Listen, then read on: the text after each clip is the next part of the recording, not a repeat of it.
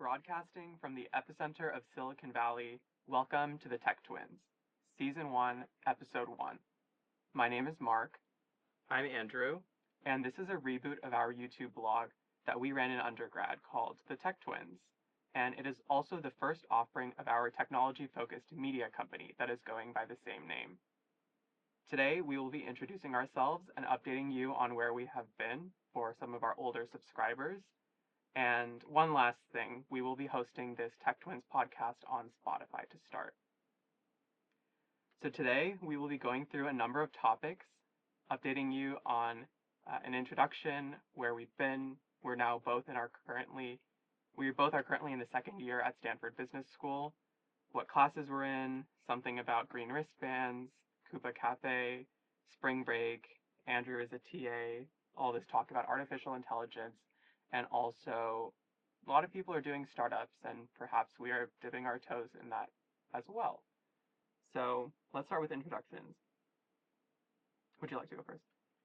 Sure. So I think it's been about 6 years since we published our last video. So since then, I worked at Microsoft for a few years as a product manager, and then I had gotten into Stanford Business School as a college senior, so decided in 2023 to enroll, and so far have been taking a lot of different classes across the research university, and I'm excited to now have a lot of flexibility being in a number of electives. And one of the best parts of being a student at Stanford is all of the people that you meet from all around the world who are also students here.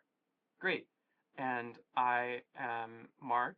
I'm also a second year student at Stanford GSB, currently taking a lot of elective classes, trying to free up my schedule for fun projects like this. Actually, this podcast is not just a fun thing, it is academically related.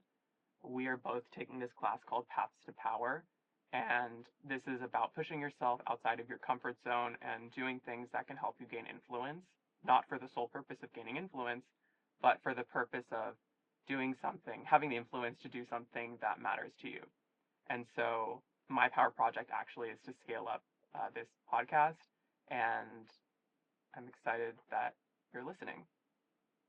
So the first topic is we're both in our second year at Stanford Business School, and maybe we can just provide an update on what that is, when we came here, what we've been up to here, and then next topic will be classes. Cool. Do you want me to jump in? Sure. Okay, so we both enrolled in this 2-year master's degree. It's essentially the main degree that is offered by Stanford GSB. Every year there's 420 students, and so on any given point in time there's less than probably 1,000 students at this campus.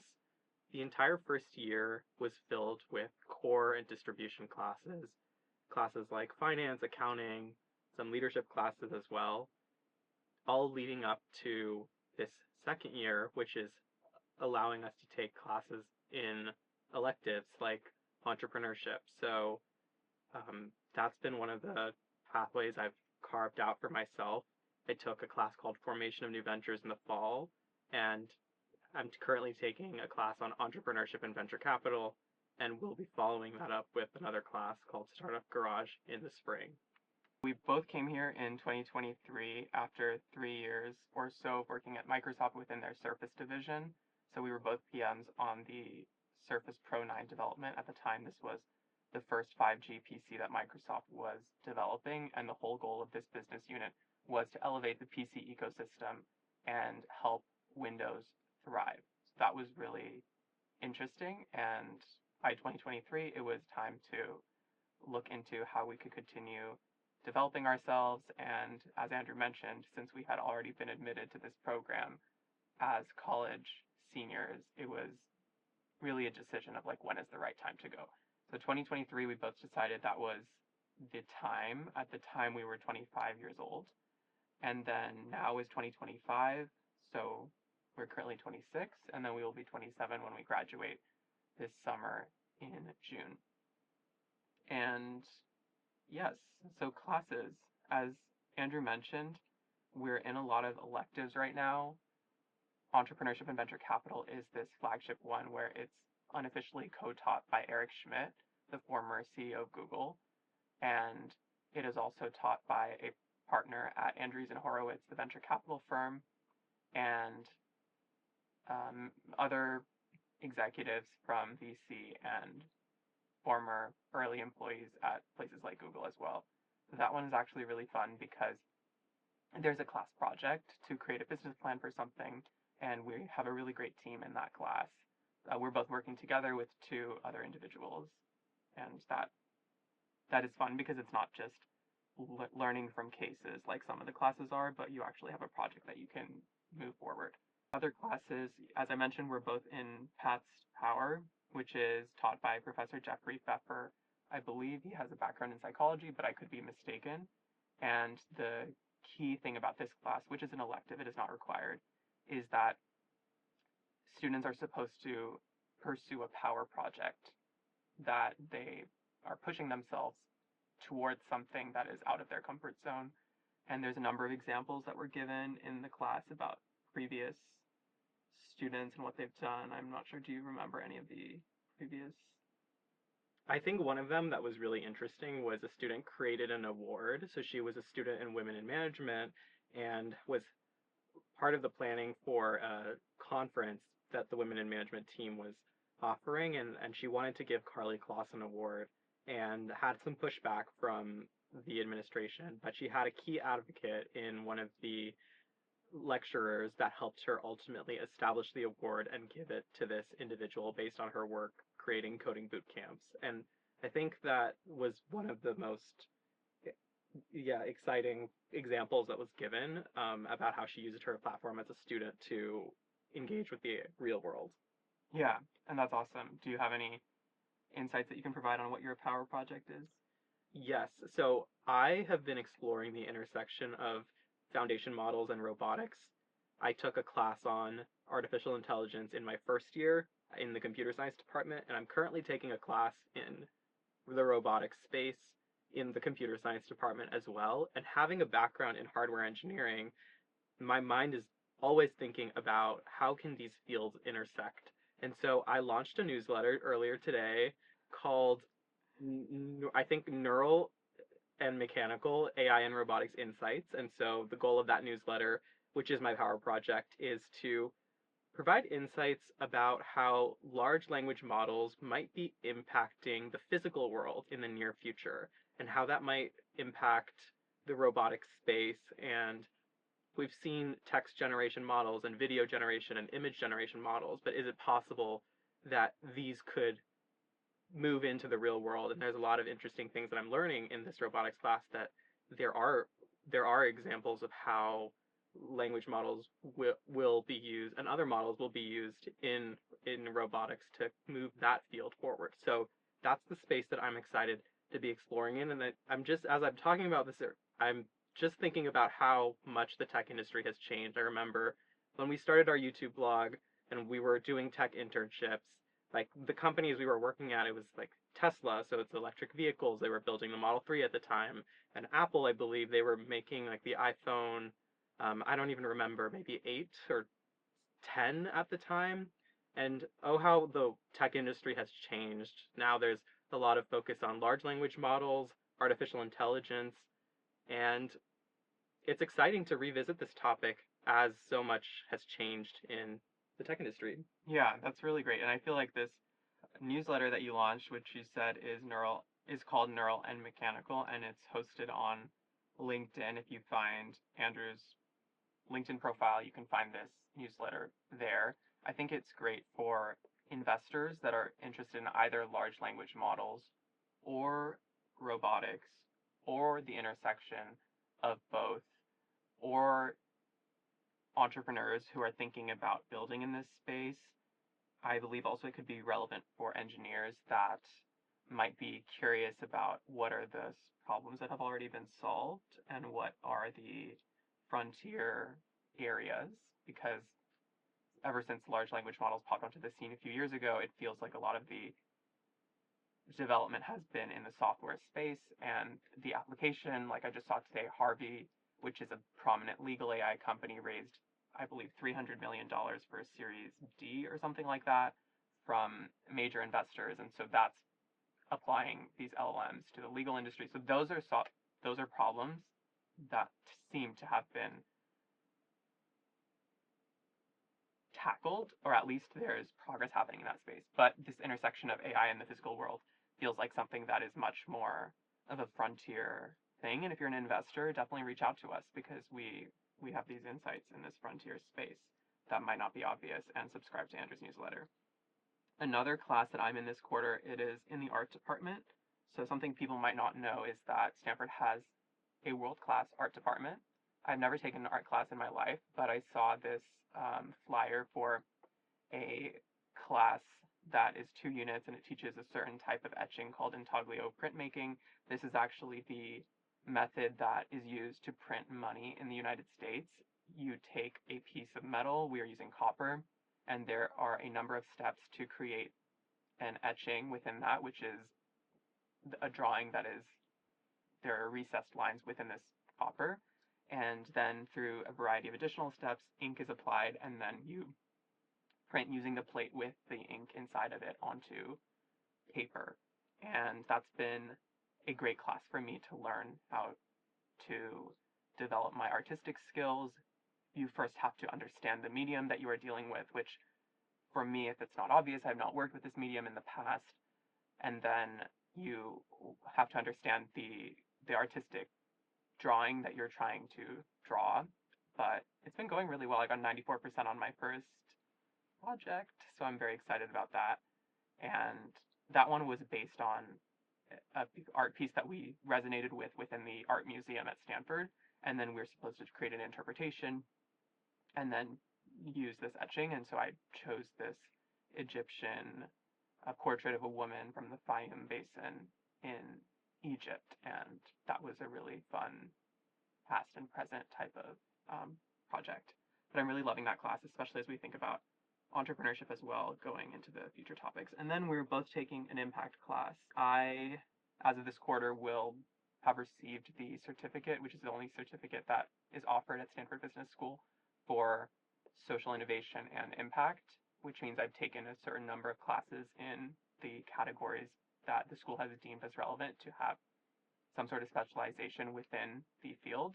And the reason I did that is the same reason that I wanted to work in technology. It's because I wanted to work on something that had value to the person that is using it, not just some business value to the corporation that is selling that product.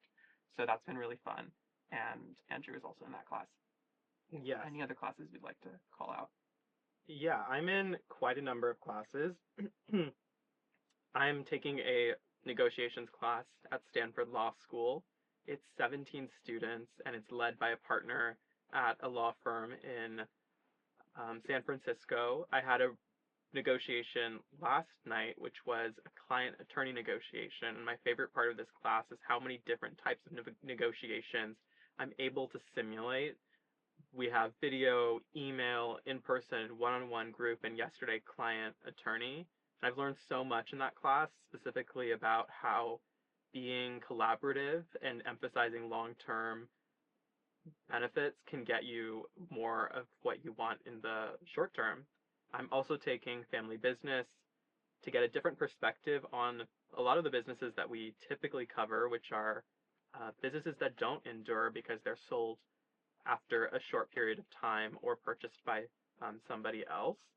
And I don't know, it feels like I'm taking a lot of classes, but I do think that is the list. That is great. And now pivoting from professional to personal, there is this topic of the green wristbands. If you are currently at the GSB, you know exactly what we're talking about. And I would like to let you know that that idea started here. And we are here to share the story, the true origin story of the green wristbands. And where should we begin? I think where it started is you always start with solving a problem for yourself. Like a good product manager. Like a good product manager, or getting close to your customer. And in this case, one of the things that was kind of weighing on me after the first year was it was so hard to know what people's relationship statuses were.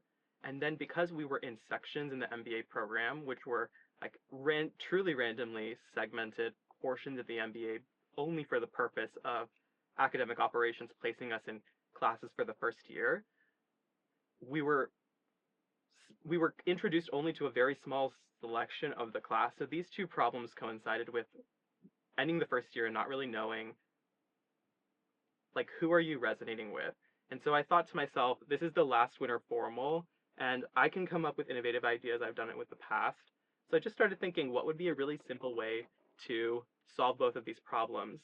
Um, I mean, I'm an economics TA, so I know about the concept of revealed preferences. So I thought if a wristband was used to reveal preferences of the students, then that would allow um, people who are maybe interested in talking to somebody to go up to them. And it was also a collaborative effort. I thought something in this space, but then in talking to a first year student and talking to the organizer of the winter formal, we really coalesced on the fact that there's going to be wristbands, they're going to be colored green, and then it's not required to wear them, but if you want to, you can. Yes, and exactly that is the origin story. The idea also that there was a baseline, which was we attended the winter formal, which is a school event in our first year, January 2024, and this event it was average. I think most people that attended would say that it was an average event. We're not going to put a number on it, but it wouldn't be a 10 out of 10. And we wanted to take control, like the leaders that we are, and see what can we do to make this event better. And first of all, clarifying people's relationship statuses is providing immense value. And I just want to provide some qualitative insights. I saw so many green wristbands on the dance floor, and so I think this was a huge success. So I also want to say we are on our way out of this school. We are graduating in June, but I deeply hope that this can be an enduring tradition because we were talking to a student that we know that's coming in the class of 2027, and she was getting so excited to be able to be invited to a green wristband party. And so, future students, it's on you to continue this tradition and just know that it was a smashing success. from the class of 2025, and don't let anyone else tell you anything else.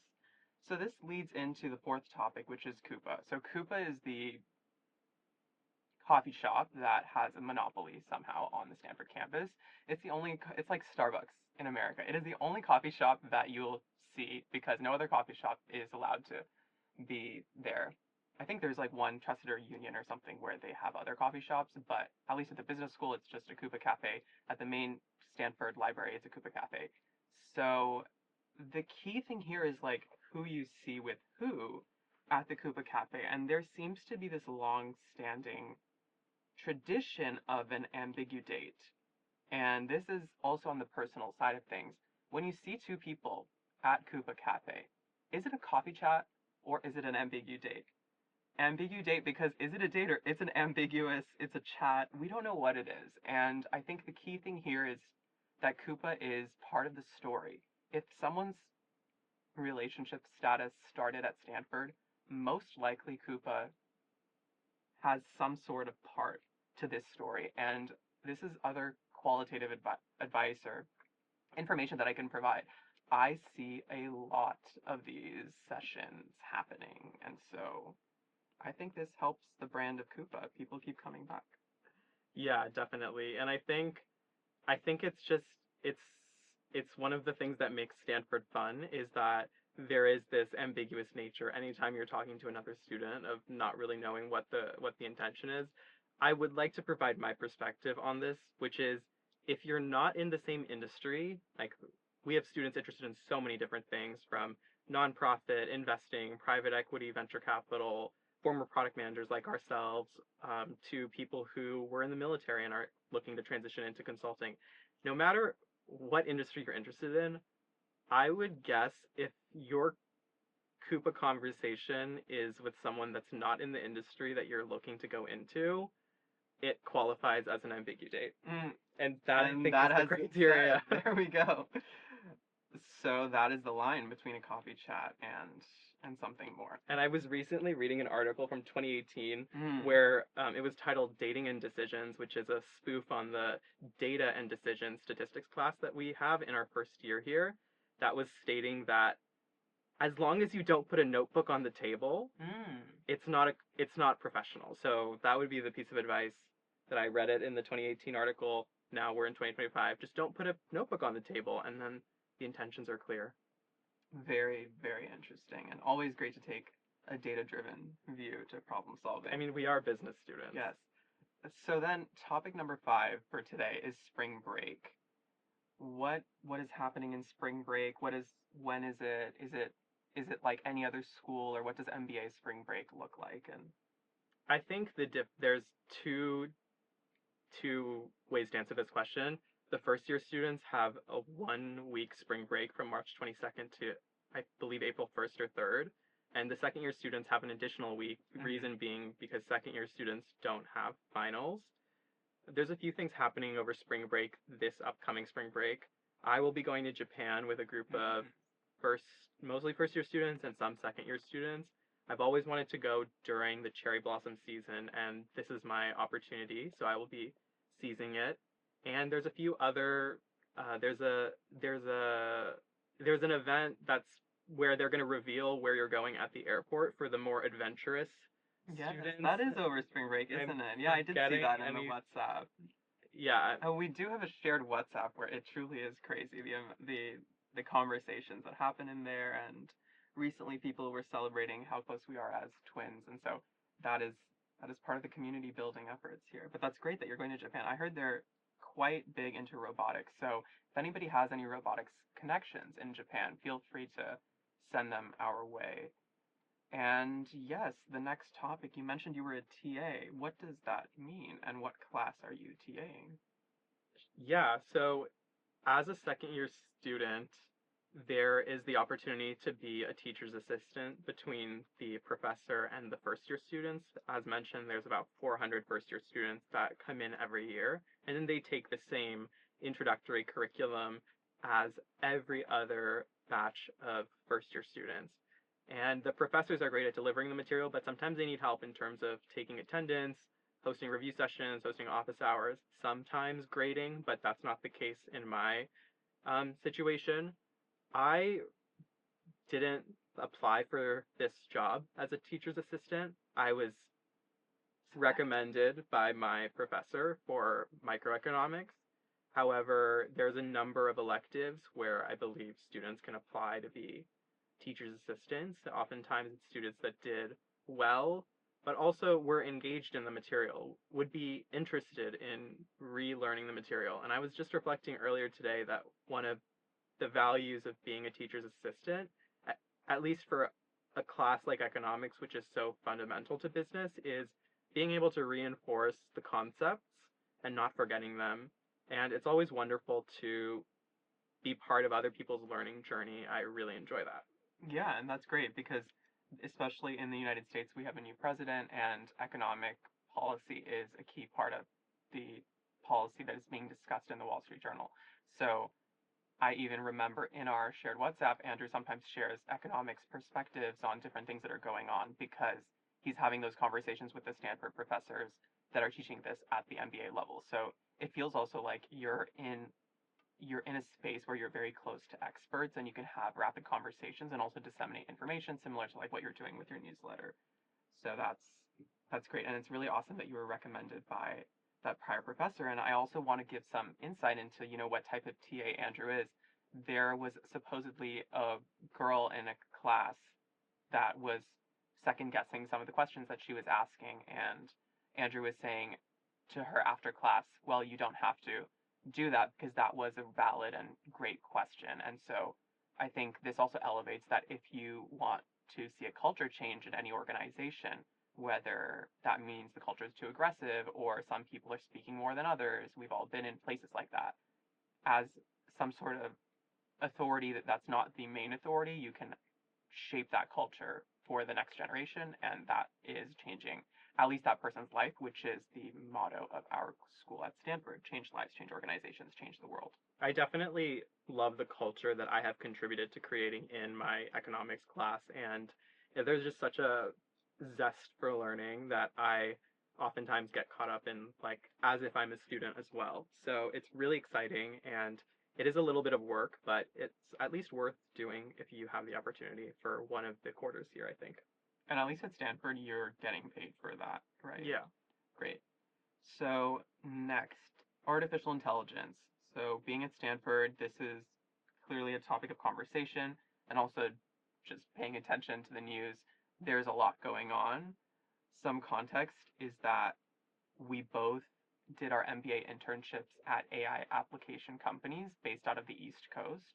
So I worked at a company called Trunk Tools, which is applying artificial intelligence to the construction industry. And they're essentially taking, re-architecting the data that a construction firm would have and applying specific AI models to that to provide much more useful data architecture, insights, and then there's also this concept of agents where you can have the software take action for you and do a little bit of the thinking in a way that prior to AI that was not possible. There had to be a human engaging with the software. So think of it like you used to have databases for your documents. This is not where the documents are on the table, but now it's a much more useful way to engage with that information. And it's quite revolutionary. I loved working there. And this company was founded by GSB 2022 graduate Sarah Buckner. I really loved getting mentored by her and many other team members like Melissa, the director of ops, and others. So loved that. And Andrew worked at an AI application company focused on the sales and marketing space, which was also GSB alum founded. But yeah, what do you think people need to know about what's happening in AI? I mean, of course, we're going to subscribe to your newsletter if we're interested in the physical world. But I think one thing I would add is it seems like the costs of the large language models are coming down and commoditizing. So anyone that wants to use the large language model capability for an application, such as what I mentioned with the construction industry, or maybe you have a different purpose, that becomes more of a appealing business opportunity, wouldn't you say? Yeah. And I think if I was to talk about these foundation models, I'm going to pull in some insights from a class that I had earlier today to give you a sense of like what maybe you need to know. So AI has been a field for many years, but has undergone a paradigm shift with the rise of models trained on broad data that can be adapted to a wide range of tasks, and these models are called foundation models. You can read more about it in the paper called On the Opportunities and Risks of Foundation Models. And the features of foundation models are large-scale pre-training, multitask capability. So, for example, a language model can complete sentences, translate, and answer questions, not just do one of those. There's strong generalization. So if you ask it for a cup of coffee and then you ask it for an image of a cat, it can then generate an image of a cat in a cup of coffee. So incredibly useful. I know, so useful. And then there's in context learning, and so it's learning if you give it a series of inputs in the prompt, then it will learn from that in addition to what it already knows. And so these are the four features of foundation models. To me, it seems like a really transformative technology, especially in terms of how it can write code and how it can engage in like breaking larger questions into more specific tasks.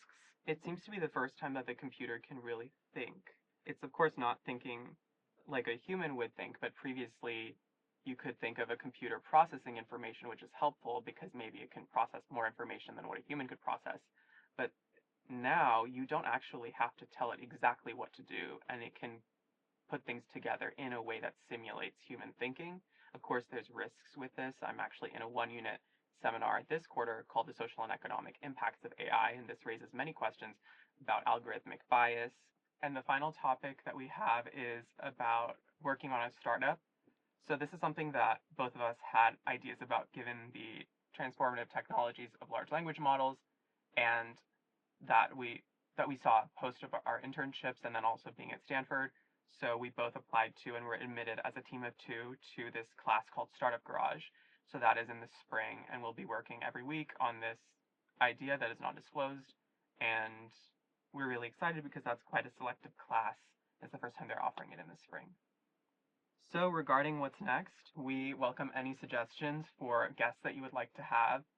We want to reach out to people that could be interesting, have unique insights, or have topics that are relevant for the time.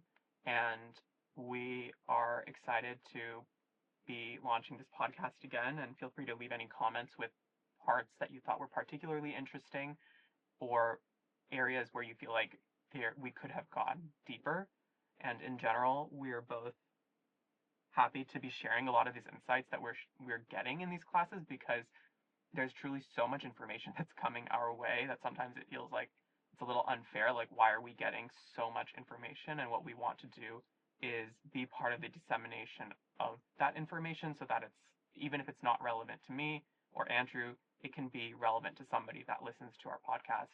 And hopefully we contribute to a more informed society on a lot of the technology topics that sometimes feel so confusing. Absolutely. And I just want to say thank you again for listening and tuning in. And um, it's always been fun for us to be able to reflect on our lives and share that with others as we did when we were in undergrad. And so we're excited to be bringing that to this new podcast format. The real goal here today was to show you where have we been, what are we up to, and reintroduce ourselves and set the stage for a new chapter of the Tech Twins. Exactly. And broadcasting from Silicon Valley, thanks for tuning in to the Tech Twins.